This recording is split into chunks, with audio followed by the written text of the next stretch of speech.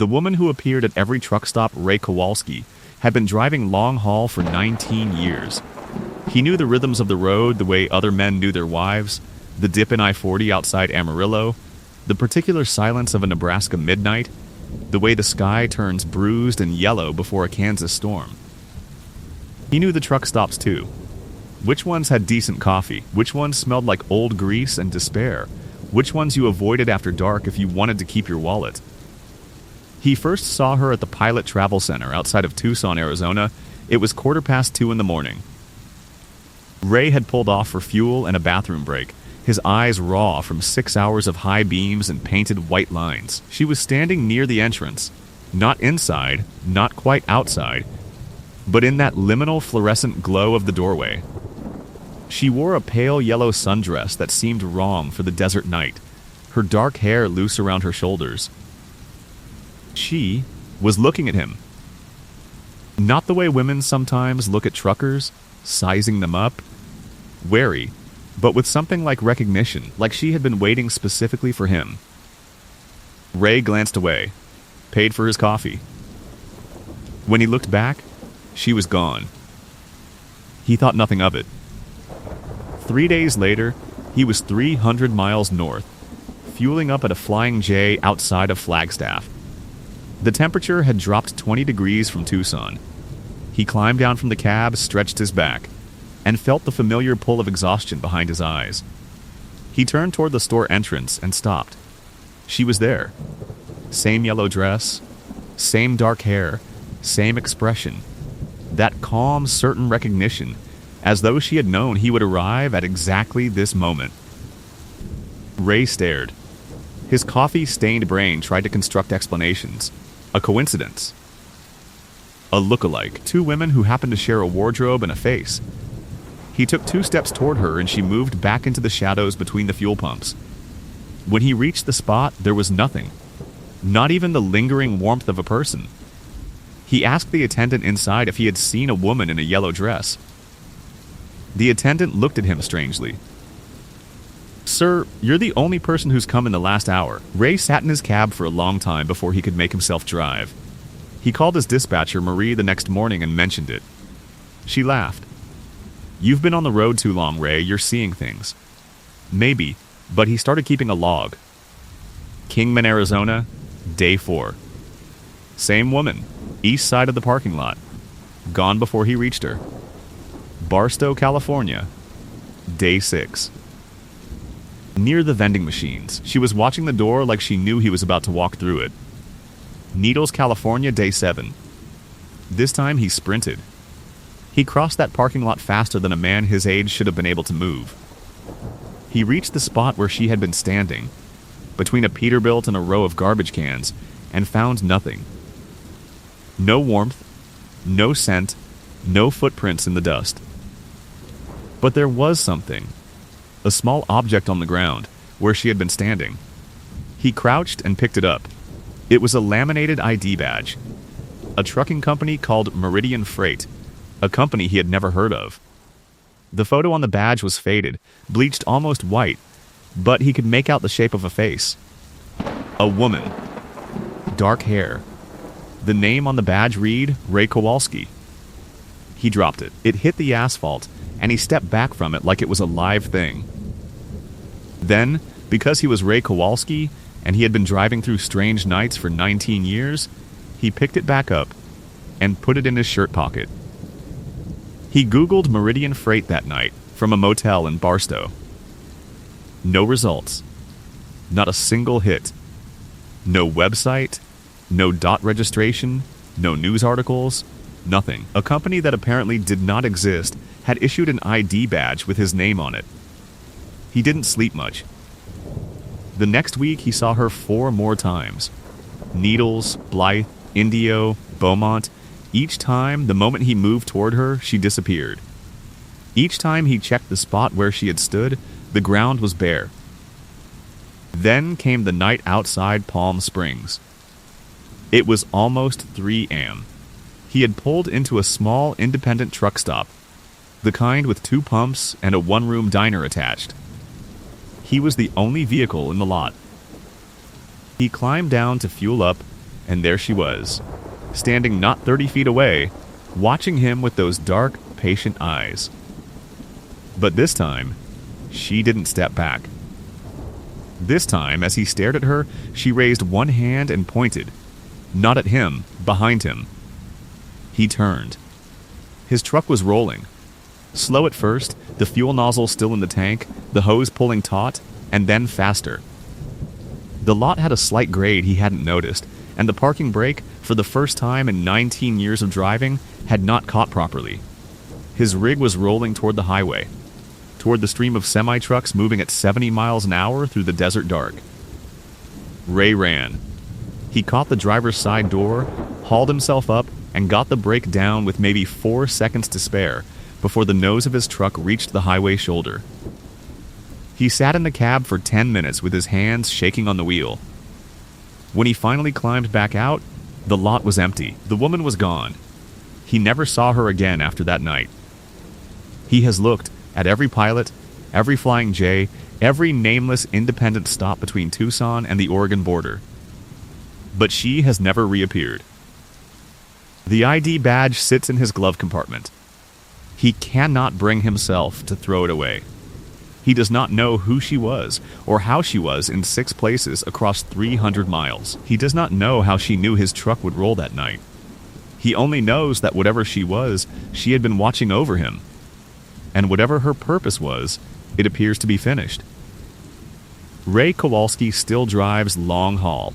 He is, by his own admission, a more careful man now. He checks his parking brake twice, sometimes 3 times, and whenever he pulls into a truck stop in the small hours of the morning, he scans the lot before he gets out, just in case she has come back. 2. I picked up a hitchhiker who already knew my name. I want to be clear about something before I start. I don't pick up hitchhikers. I never have. It's not a rule I made because someone told me to. It's just common sense, the kind of instinct you develop after 15 years of driving the graveyard shift across rural highways. You learn to trust the dark. You learn what belongs in it and what doesn't. Which is why I still can't fully explain what happened outside of Elko, Nevada on the night of October 14th. It was maybe 2 a.m. I was eastbound on I-80, hauling a refrigerated load of medical supplies to Salt Lake City. The road was empty in both directions as far as my headlights could reach. No moon. Clouds had eaten the stars. The kind of dark that makes the whole world feel like it ends 6 feet past your bumper. I saw him about a mile before I reached him, just a shape at first, on the shoulder. As I got closer, a man, standing very still, one arm extended, thumb up. He wasn't waving, just standing there with that one arm out, absolutely motionless, like a scarecrow someone had propped up beside the highway. I was going to blow past him. My foot was steady on the accelerator, my eyes already sliding back to the white lines ahead. Then something happened that I can't explain. I felt, and I know how this sounds, a certainty. Like a hand on my chest, pressing gently. Something that communicated, without words, that I needed to stop. I don't believe in things like that. I'm a practical man. I've driven through every kind of weather and darkness, and I have never once felt anything I would call a premonition. But I stopped. He climbed in before I'd fully braked. I don't know how, I was still rolling when the passenger door opened. He was in the seat before I could say anything. Medium height, maybe 40 years old, wearing a gray jacket and jeans. Nothing remarkable about him. His face was ordinary. The kind of face you'd forget 5 minutes after seeing it. "Thanks, Dale," he said. I felt my stomach drop. "I didn't tell you my name," I said. "No," he agreed. "You didn't." I should have told him to get out. Every rational part of my brain was screaming at me to pull over and put him back on the shoulder where I found him. But my hands stayed on the wheel, and I kept driving east, and I told myself there had to be an explanation. Maybe I had a CB handle he knew. Maybe he'd seen my name on the side of the truck somewhere. Maybe I was misremembering and I had introduced myself on autopilot. "Going to make it to Salt Lake by 6, he said. It wasn't a question. That's the plan, I said carefully. You'll make it. Even with the detour. What detour?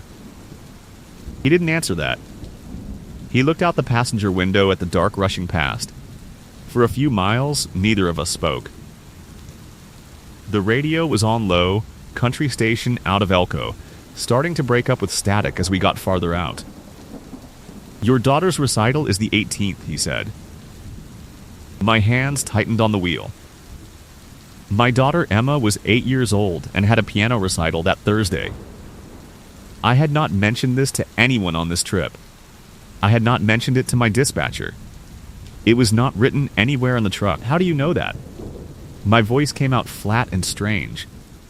She's going to play beautifully, he said. She's nervous about the left-hand part in the second piece. Tell her to slow down. The tempo isn't the point. Who are you? He finally turned to look at me. His eyes were the same ordinary gray as his jacket. Nothing unusual about them. Nothing inhuman. Just a man looking at me with a calm expression. You're going to want to take the Elko exit 12 miles ahead, he said. Highway 227. There's a bridge out on I-80 about 40 miles east. They haven't put up barriers yet. You would have gone through it. I stared at him. He looked back at the road ahead. Take the 227, he said. It adds 40 minutes, but you'll still make Salt Lake by 6. There's no bridge out on I-80, I said. I checked the road conditions before I left. It happened 2 hours ago, he said. Overloaded flatbed clipped a support column. The road crew is en route, but they haven't closed it yet. We sat in silence. 12 miles ticked by on my odometer. At the exit ramp, I put on my signal. I don't know why. I don't know why I believed him. I only know that I did, with the same wordless certainty that had made me stop in the first place. I took the 227. Good, he said quietly. Who are you? I asked again. When I looked over, the seat was empty. I'm not exaggerating. I'm not embellishing for the sake of a good story. One moment he was there, and the next he was not. The door had not opened. The window was up. He was simply gone, the way a thought is gone when something distracts you, completely, without remainder. I pulled over and sat for 5 minutes with my hazards on. Then I called my dispatcher on the CB and asked about road conditions on I-80 east of Elko. She checked. She came back 3 minutes later, her voice tight. Dale, there's a bridge closure. Just went up on the alerts. How did you know? I told her I'd gotten a tip. She asked from who. I didn't have an answer for her. I made it to Salt Lake City at 5:58 a.m. Emma played beautifully at her recital on the 18th. She stumbled slightly on the left-hand part in the second piece, rushing the tempo, exactly the way I'd been told she would. I helped her practice it that morning, telling her to slow down. She asked how I knew that was the hard part. I told her I had a feeling. The Highway 227 detour, the knowledge of Emma's recital, the instruction about the tempo. I have turned these things over in my mind for months now, and I have no explanation for any of them. I have no theory that doesn't sound insane. I still don't pick up hitchhikers, but sometimes, on empty highway nights, I think about how close I came to that bridge, and I am grateful beyond words that for one moment, on one dark Nevada highway, my hands did something my brain hadn't decided to do. Whoever he was, he knew my name. And he came out of the dark to save my life. 3. The CB radio started talking after midnight. The CB radio in my truck was old when I bought the truck. Old enough that I mostly used it as background noise, trucker chatter, weather reports, the occasional warning about a scale house ahead. Half the time it was just static, the kind of rolling white noise that keeps you company on a long haul the way rain on a roof keeps you company in a dark house. I noticed early on that the radio behaved strangely after midnight. Most channels went quiet. The weather stations repeated themselves robotically. The trucker chatter died down to nothing. I got used to driving in near silence, just the static and the hum of the engine. What happened on the night of March 3rd, I did not get used to. I was somewhere on US 50 in Nevada. People call that stretch the loneliest road in America, and they're not wrong. It goes for 100 miles between towns. Nothing on either side but flat desert and scrubby mountains and the particular shade of darkness you only find far from any city. I had been driving since noon. My thermos was empty. I was running on the stubborn momentum of a man who has 300 miles left and no intention of stopping. At 3:13 a.m., I noted the time specifically because something about it felt intentional. The way an alarm feels intentional. The static on my CB changed pitch. Most static sounds like rainfall or television snow. This sounded like breathing. Not rhythmic enough to be wind, too irregular to be mechanical. Breathing, slow, faintly labored, the way someone breathes when they are exhausted or afraid. I turned up the volume. Hello? The voice was a man's, thin and strained, like it was traveling a very long distance to reach me. Can anyone hear me? I picked up the handset. Yeah, I read you. What's your 20? Silence. The breathing continued. Then, I'm on the highway. I don't know which one. I've been driving for a long time and I can't find a way off. What's your handle? What rig are you running? My name is Thomas Garrett. A pause. The breathing hitched. I've been trying to reach someone for I don't know how long. The radio keeps going dead, and then his voice broke. Can you hear me? Please tell me you can hear me. I hear you loud and clear, Thomas. What's your location? What highway markings have you passed? I don't know. It looks like where I always drive. But there's nothing. No other cars. No exits. Just the road. Something cold moved through me that had nothing to do with the desert night. Thomas, what company are you driving for? A long pause. When he spoke again, his voice was quieter. Hendrix Freight. Out of Reno. I knew the name Hendrix Freight. Everybody in the region did. Not because they were a large company, they were small, 24 drivers at their peak, but because of what had happened to them. 5 years ago, a Hendrix Freight driver named Thomas Garrett had disappeared on US 50. His truck was found at the side of the road, engine running, door open, half-eaten sandwich on the passenger seat. No sign of Thomas. The search went on for weeks. They never found him. I set the handset down. Then I picked it back up. Thomas, I said, and my voice was steadier than I felt. How long have you been driving tonight? I don't know. His voice was small and frightened. I started my shift. And then the sun went down. And I keep driving, and I can't find the exit. Thomas, what's today's date? A very long silence. I don't know, he said at last, and there was something in those 3 words that broke my heart completely. A bewilderment so deep it had moved past fear and arrived somewhere worse. I think I've been driving for a long time. Thomas, I need to tell you something, and I need you to listen to me. Okay. A whisper. You can stop driving. I can't find the exit. You don't need an exit. I didn't know where the words were coming from. Some part of me that was operating below rational thought, drawing on something older and more certain. You can just stop.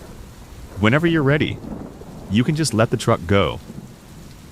A silence that lasted so long I thought I had lost him. The static rose and fell like breathing. Then, I'm tired. I know. I've been driving for so long. I know, Thomas. You can stop. Another silence. Longer this time. The breathing on the line grew slower. Quieter, I drove through the Nevada dark and listened to it until it was barely there at all. Thank you, Thomas Garrett said. The static swallowed his voice completely. I drove the rest of US 50 in silence. Alone with the empty desert and the dark mountains and the stars that out here, far from any city, were impossibly numerous and bright. I did not sleep that night. I did not eat. I drove into Ely as the sun came up, and I sat in the parking lot of the first diner I found, with my hands still on the wheel, for a long time. Later, I looked up the articles about Thomas Garrett. The accident, if it was an accident, had happened on March 3rd, 5 years before, almost to the hour. I never reported what I heard. Who would I tell? What would I say?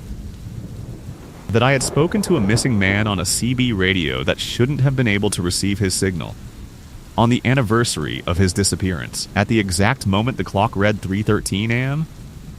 I only know what I heard.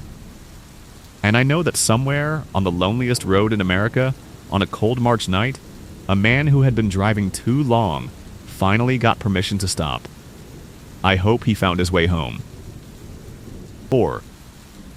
Something was running beside my truck. There is a stretch of highway in the Mojave Desert, running south from Baker toward Needles on US 95, where the road is perfectly straight for 31 miles.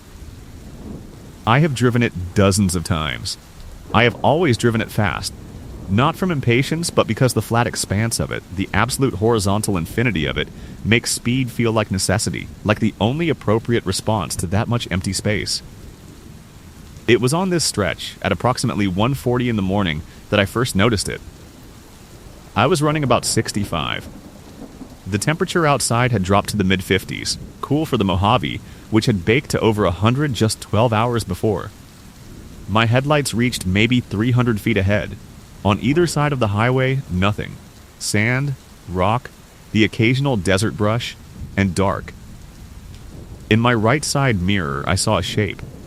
At first I thought it was another vehicle, a motorcycle, maybe, running without lights, which is illegal but not unheard of. The shape was moving fast, keeping pace with my rear axle on the right shoulder of the road. But the shape was wrong. It was low to the ground, too low for a motorcycle, too low for any vehicle. It moved in a way that nothing mechanical moves, fluid and irregular and purposeful. A lateral kind of lope that reminded me, in the half second it took my brain to process it, of a large animal at full sprint. Except no large animal runs 35 miles per hour through open desert beside a semi-truck. I told myself coyote. The Mojave has coyotes.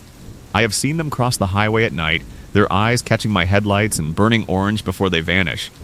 But coyotes don't run alongside trucks. And the shape in my mirror was too large for a coyote. Too large by half. I watched it in the mirror for nearly a minute. It held pace. 65 miles per hour, steady on the right shoulder, maybe 20 feet from my passenger door. I could make out no details, it was too dark, the shape too indistinct. Only the movement. That horrible fluid loping movement, the suggestion of long limbs, the absolute certainty that whatever it was aware of me. I sped up. 70, 75, 80 miles per hour, which in a loaded rig is the kind of speed that gets you fired and buys you a ticket and occasionally kills you. The shape kept pace. I felt something I hadn't felt behind the wheel since my first year driving. Genuine fear. Not the abstract anxiety of a long haul or the situational fear of bad weather, but something primitive and cold that tightened my chest and made my breath come fast and shallow. Something in my lizard brain was screaming at me with the urgency that evolution reserves for one specific situation. Predator, close, aware of you. At mile 22, I did something I still can't fully justify. I hit the brakes. Not hard, not a full stop, jackknifing, cargo through the cab kind of stop. A steady pump down, dropping from 80 to 40 over about a quarter mile. Controlled, deliberate. The kind of braking you do when you want to see what's behind you. What was behind me stopped too. It stopped in the road. On the shoulder, actually, right at the edge of my headlight's reach in the rear. Just stopped and stood there, and for maybe 3 seconds I could see it clearly in my mirrors. It was tall. Too tall now that it had stopped moving and wasn't folded into that running posture. Tall and dark and still, standing on 2 legs or something very like 2 legs, watching my taillights recede into the desert. Then I accelerated, and it was gone from my mirrors, and I didn't stop again until I hit the lights of Needles 20 minutes later. I sat in the parking lot of a truck stop and shook. A man at the next pump asked if I was all right, And I said yes, and I didn't tell him what I had seen because there was no version of that sentence that didn't sound like a man who needed to sleep. I have driven US 95 through the Mojave many times since then. I have never seen the shape again. I have looked every time I check my right mirror at mile marker 134, where it first appeared, but the shoulder is always empty. I have no theory. I have looked for explanations and found several that almost fit heat mirages, except it was 1 a.m. and the temperature was in the 50s. Military equipment testing the base at 20 Palms is not far, but this does not explain anything. Large coyote, except the scale was wrong, the speed was wrong, and the shape was wrong in ways I keep returning to late at night. Hallucination from fatigue, except I had slept 8 hours in Barstow and was 2 hours into my shift. I keep returning to the moment it stopped. I keep returning to how it stood there in the thin reach of my taillights, upright and still, watching me go. Whatever it was watching me. And more than anything else, that is what I cannot stop thinking about. Not what it was, but the fact that it had been watching me for 22 miles and I had never known it was there. How many other times has something been watching that I never knew about? That question follows me down every dark highway I drive. It follows me still. 5. The last delivery had no address in 15 years of dispatch.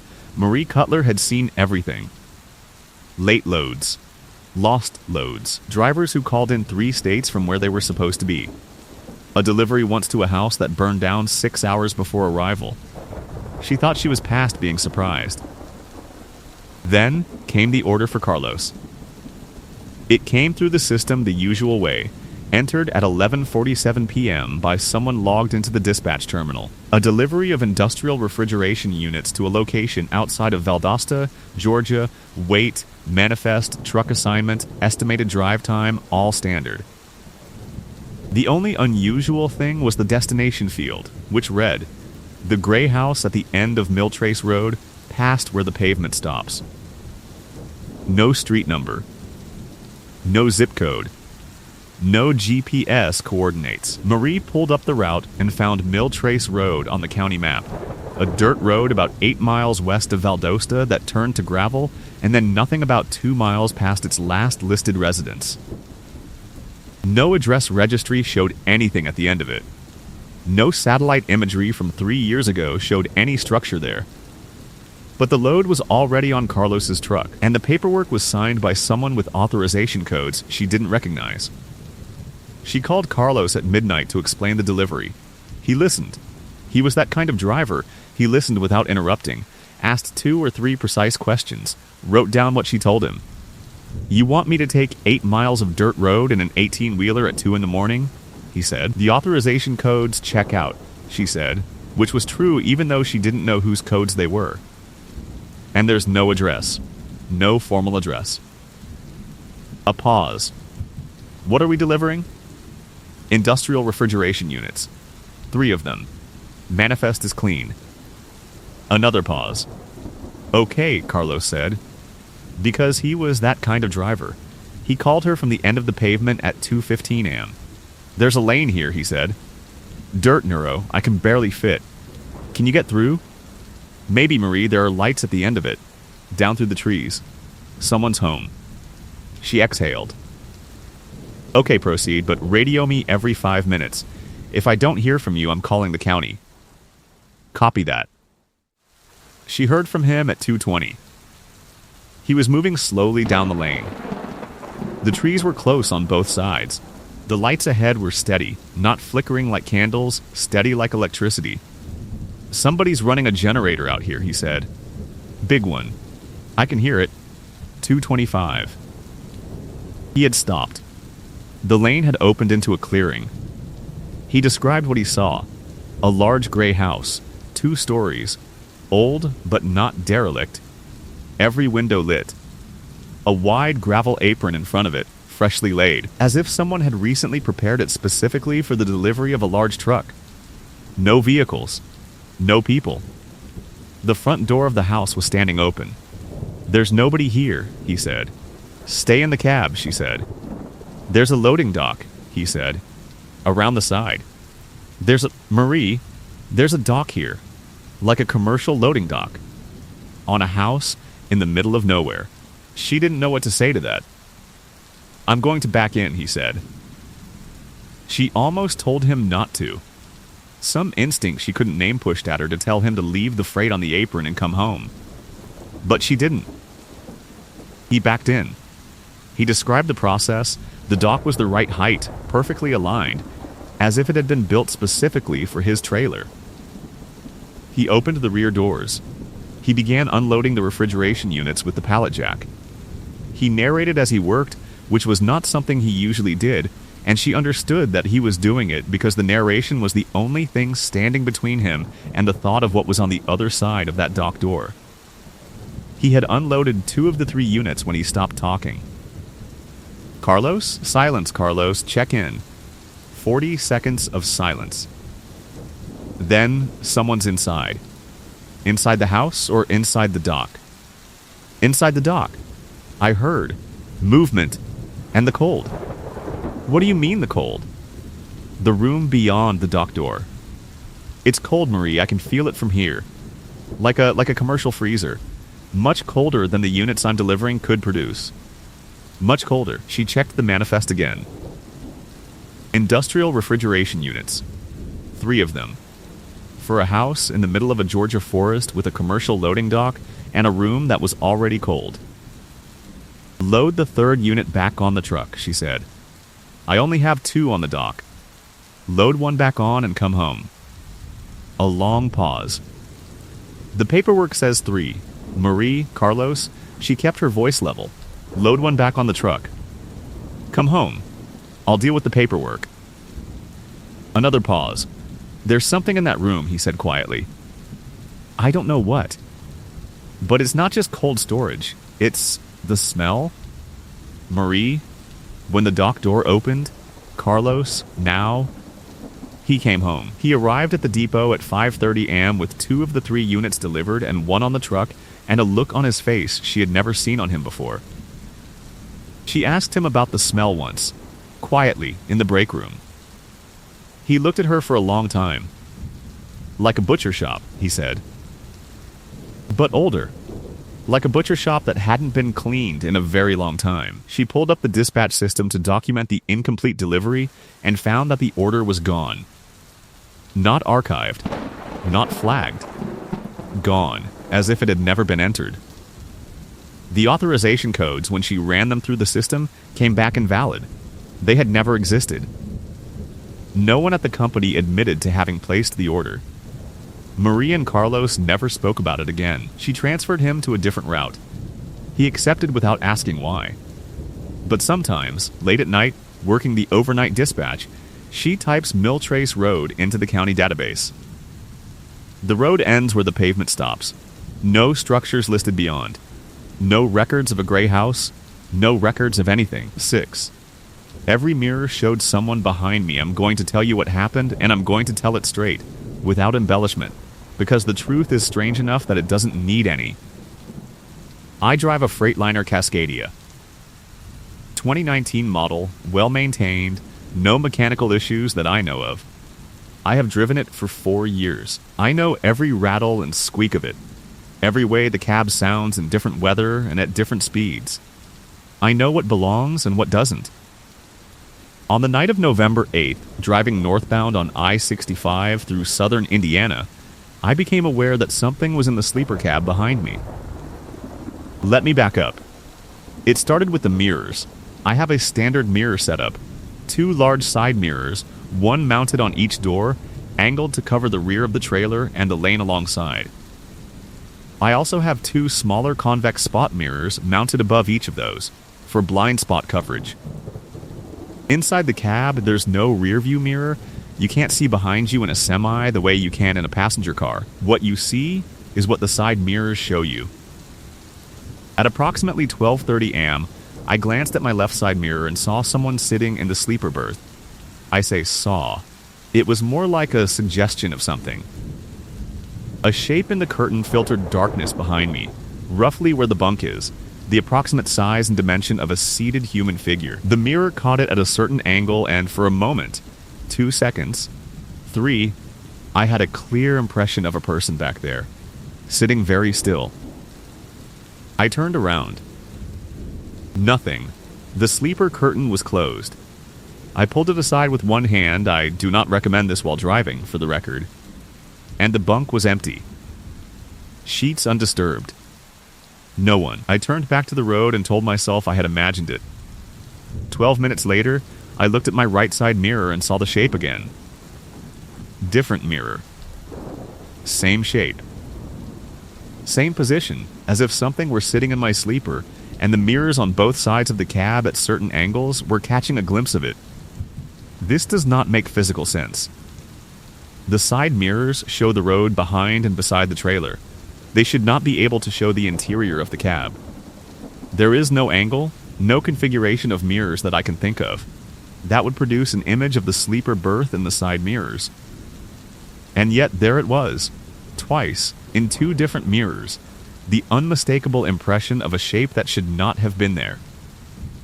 I did not pull over. I am not proud of this decision, but I am also not ashamed of it. You make decisions in the cab at 12:30 and on a dark highway that you would not make in daylight, under different pressures, with more time to think. I kept driving. The third time was in the right spot mirror, at 12:54 am. This time I saw it more clearly. The convex mirror distorts and widens everything, like a fisheye lens. What I saw in it was a dark figure with its head bent slightly forward, sitting on the edge of the bunk, elbows on knees. Very still, the posture of someone who is waiting. I pulled the curtain aside again. Nothing. Empty bunk. Same undisturbed sheets. I pulled over at a rest area outside of Columbus. I spent 40 minutes going over every inch of that cab. I opened every storage compartment. I checked under the bunk. I checked behind the seats. I checked the exterior of the sleeper cab, walking around the truck with my flashlight in the cold November dark. I found nothing. No one.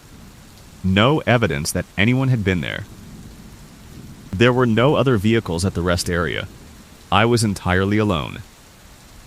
I sat in the driver's seat for a while with the lights on and thought about what I had seen. Then I called my wife. It was 1 a.m. She answered half asleep and concerned, and I told her I was fine but that I was going to pull a short rest before finishing my run. She told me to take care of myself and went back to sleep. She doesn't know what happened that night, and I have not decided yet whether to tell her. I slept for 3 hours. When I woke at 4 a.m., the cab was exactly as I had left it. I drove the rest of the run without incident. I arrived at the depot in Indianapolis at 6:15, dropped my load, checked out with dispatch. Normal. Routine. I have not seen the shape again since that night. I have looked every time I check my mirrors with a specific and conscious attention. Nothing. I don't know what was in my sleeper cab on the night of November 8th. I don't know what it wanted. I don't know why it chose to show itself only in the mirrors, or why it was gone every time I looked directly back. I know only what I saw. The mirrors don't lie. They reflect what is there. Something was there. Whatever it was sitting very still. And it was watching the road with me. 7. The highway was closed, but my GPEs kept sending me there. The barricades were orange and clear. Highway flares. A county sheriff's unit parked sideways across the ramp, light bar going. Everything you'd expect from a legitimate road closure. My GPs told me to proceed.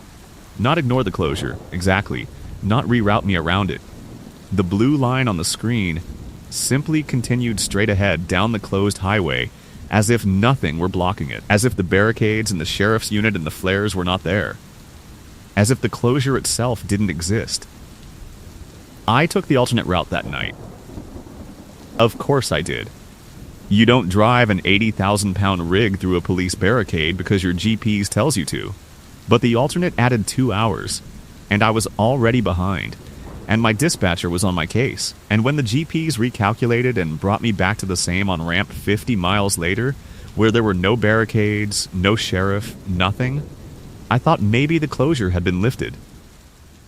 The alternate ramp joined the closed section from the other end. I took it. The road was fine. That's the first thing I want to say. No flooding, no debris, no accident scene, nothing that would explain a closure. The pavement was dry and clean. The painted lines were clear. My headlights reached 300 feet ahead without illuminating anything unusual. But the mile markers were wrong. I noticed it about 10 minutes in. The last marker I had clearly seen before the ramp was 247. The first marker on this stretch should have been 246. But the marker I passed read 231. Then 230. Then 229. I was losing mileage, driving forward and going backward on the counter, as if the highway itself were confused about where it belonged in the sequence of things. Then the radio stopped working. Not static. Silence. Not even dead air. The radio simply produced nothing, as if it had forgotten it was a radio. My phone showed no signal. 0 bars, which is not unusual in rural stretches, but the specific location, the county I was in, had good coverage. I'd driven it many times. My GPS continued to show me the blue line. Moving forward.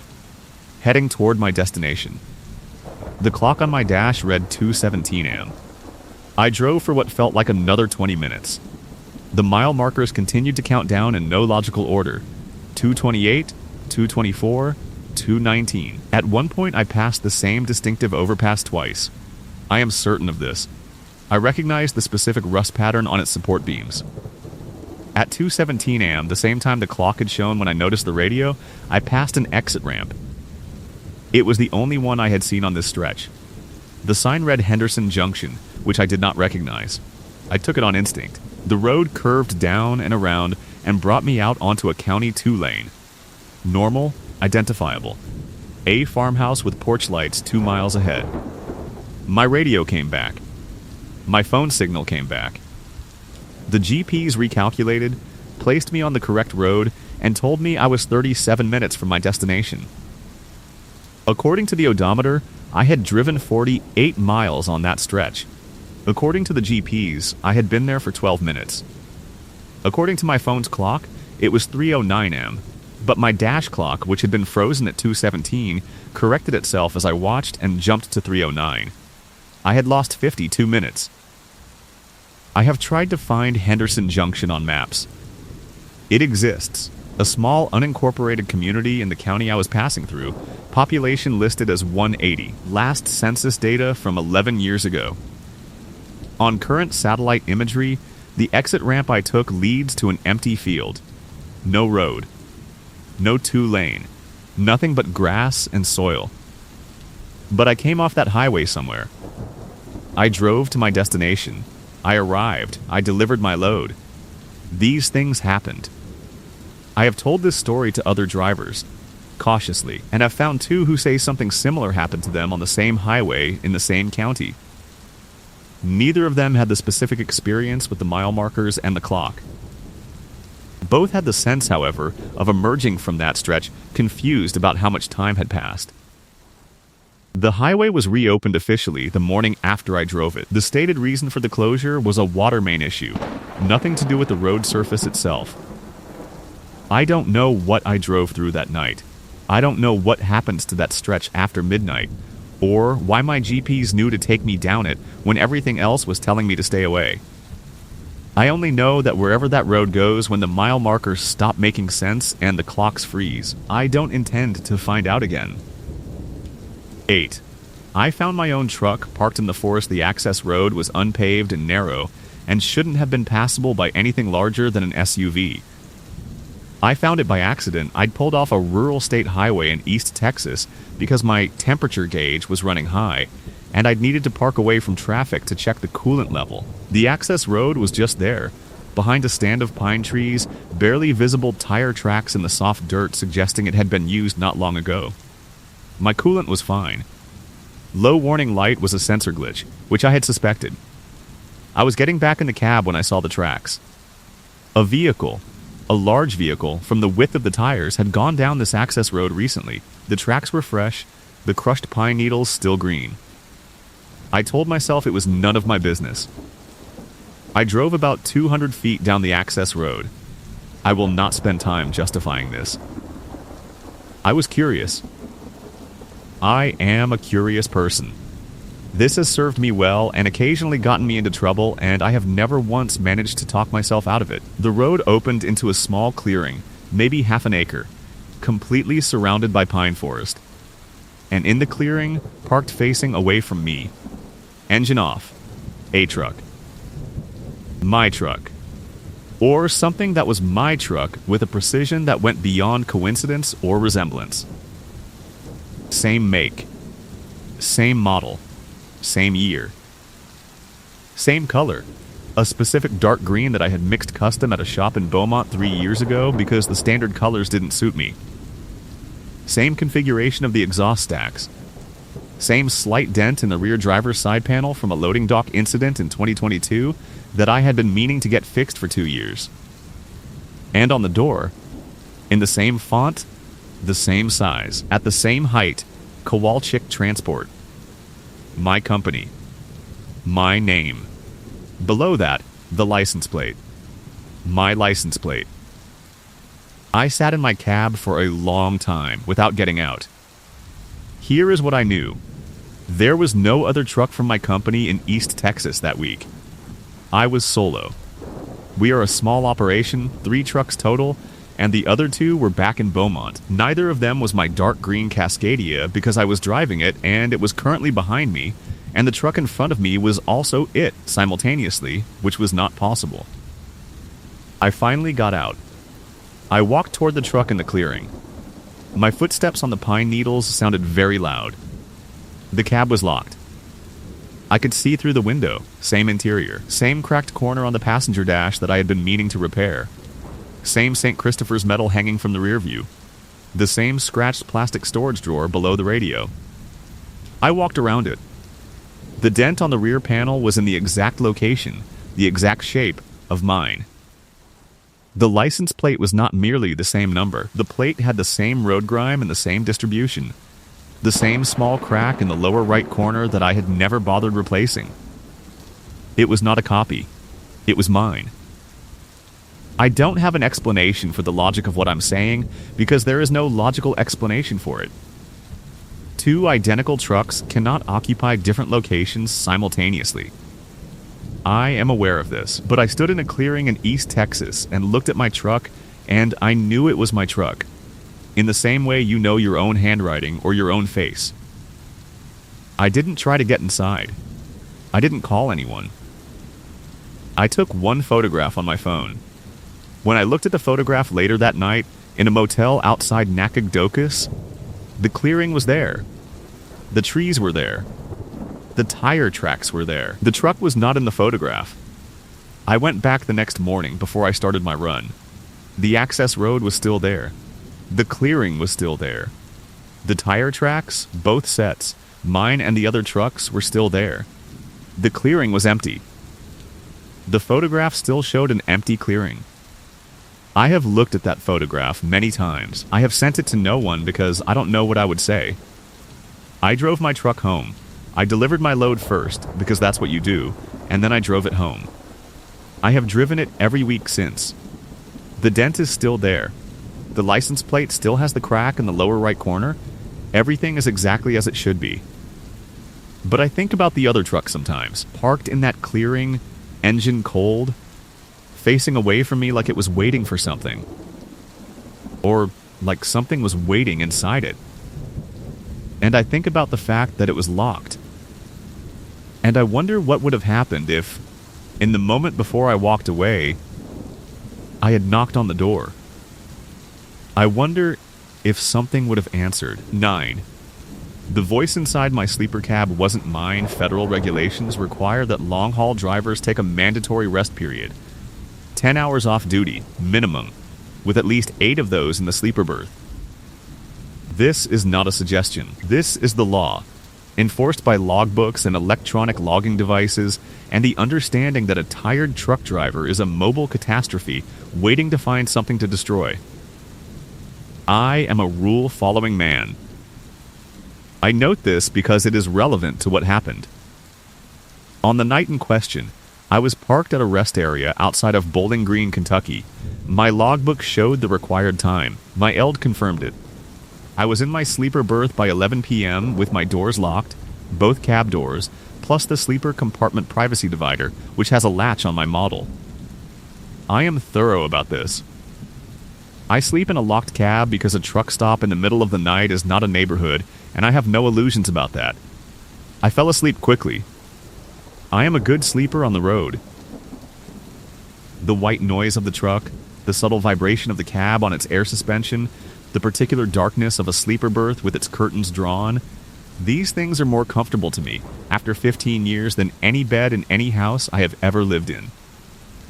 I woke at 2:06 a.m. Not gradually. Not the slow surfacing of normal sleep, instantly awake, full consciousness, heart already going faster than it should have been. The kind of waking that your body does when it has noticed something and decided to handle the notification in the most alarming way possible. I lay still. In the dark. Listening, the rest area was quiet. A few other trucks idling distantly. The low white noise of the highway beyond the tree line. My cab was quiet. The ventilation system was on low. Nothing unusual. Then the voice. It came from inside the sleeper compartment. My compartment. The locked, curtained, enclosed space I was lying in. It was my voice. Not similar to my voice. Not a passable imitation. My voice, my exact register, my inflections. My particular way of running certain words together that my wife has teased me about for 22 years. What it said was, not yet. 2 words. Quiet, conversational, the way you'd say something to someone sitting across a table from you. Not a whisper, not a shout. Just, not yet. I did not move. I have thought about this since, and I believe this was the right decision. Though I also believe it was not entirely a decision, my body simply did not move. The way a body sometimes refuses to perform an action even when the brain is sending the command. I lay in the dark, and I listened. Nothing else came. No second voice. No movement. No sound other than the ventilation and the distant trucks and the highway. After what I estimate was 5 minutes, I turned on the berth light. The compartment was empty. The divider latch was still engaged. I could see it from where I was lying. The cab doors, visible past the curtain, were still locked. There was nowhere a person could have gone. I did not go back to sleep. I dressed, put on my boots, and went through the entire truck, cab, sleeper, exterior. I checked underneath. I checked the trailer doors, which were also locked and sealed. Nothing. No one. I sat in the driver's seat until sunrise, which was about 4.5 hours, drinking bad coffee from my thermos and listening to a country music station out of Nashville. I did not hear anything else unusual. In the 15 years I have been driving, I have had one minor accident, a sideswipe at a fuel pump in 2017, minor damage, no injuries. I have been healthy. I sleep well. I do not sleepwalk or sleep talk. My wife of 22 years would know. Not yet. I have turned those 2 words over in my mind more times than I can count. Not yet, as a response, the phrase presupposes a question. Something was asked, and what answered said not yet. I do not know what the question was. I do not know what the voice was waiting for. But it said not yet, which means there is a yet. A point on the timeline where the answer changes. Where not yet becomes now. I keep my logbook properly. I follow my rest schedules. I lock my doors. And I try, most nights, not to think about the fact that when the time comes, when whatever was in my sleeper compartment decides that yet has arrived, it will sound exactly like me. No one will know the difference.